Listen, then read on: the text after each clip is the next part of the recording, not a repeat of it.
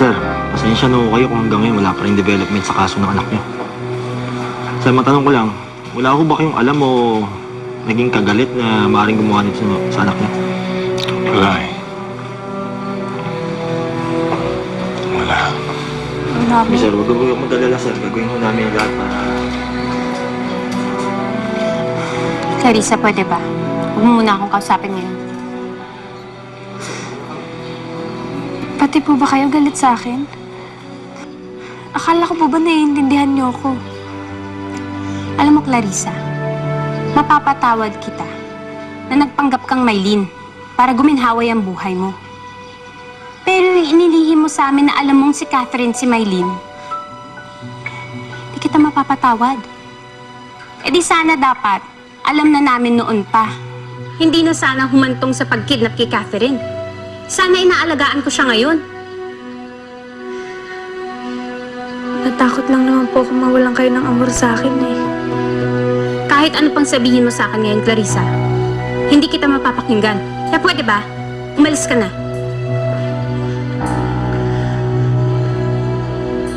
Salamat. Tuloy na kami. Sige. Ma'am, tuloy na kami. Sige, salamat.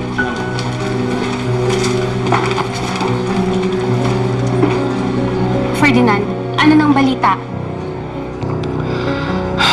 Wala pa rin. Wala pa rin. Hindi ako matatahimik dito hanggat hindi nahahanap si Maylin. Ferdinand, hindi ba tayo pwedeng gumawa nila ng paraan?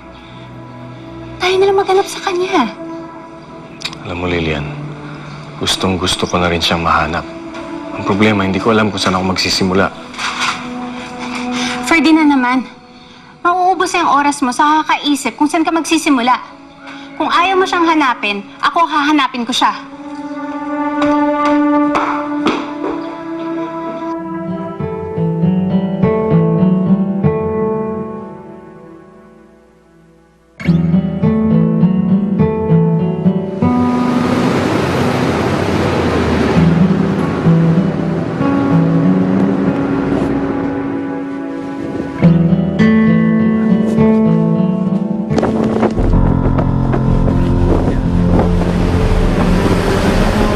Kuya, sundan mo yung sakyan na yun. Dali!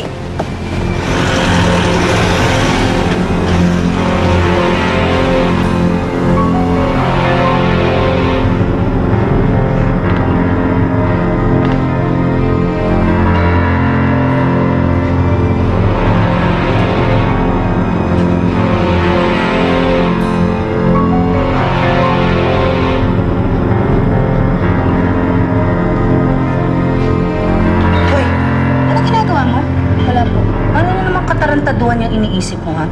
Kung talaga, napakakulit mo no? Napakakulit mo. Subukan mong tumakas, ha? Babaliin ko lahat ng buto mo sa katawan. Balik mo ngayon sa pwesto. Hindi na po ako tatakas. Susunod po ako sa lahat ng gusto niyo. Basta huwag niyo na po akong sasaktan.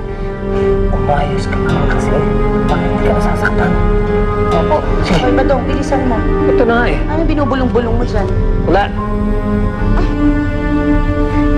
Sige, kuha na pagkain mo. Sige po.